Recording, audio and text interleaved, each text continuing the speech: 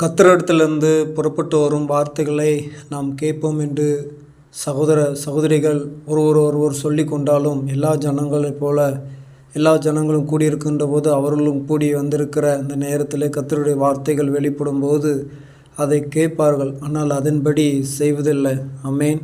ஏன் செய்வதில்லை என்று சொன்னால், அமேன், அவர்களுடைய வாய் என்ன செய்யும்னா அப்படியாக இன்பமானவைகளை என்ன செய்யணும்னா பேசிக்கொண்டே இருக்கும். அதாவது அவருடைய சொற்பொழிவுகளை அவர்கள் ஆற்றிக்கொண்டே இருப்பார்கள். ஆனால் அவருடைய இருதயமோ என்ன செய்யும்னா அந்த பொருளாசையை தேடிக்கொண்டு அதில் பின்பற்றி சோரம் போய் கொண்டிருக்கும். அருமையான சகோதர சகோதரிகளே, அமேன், வாயின் வார்த்தையினால் இன்பமாய் பேசுவது முக்கியமல்ல, பொருளாசை பின்பற்றி போவது முக்கியமல்ல.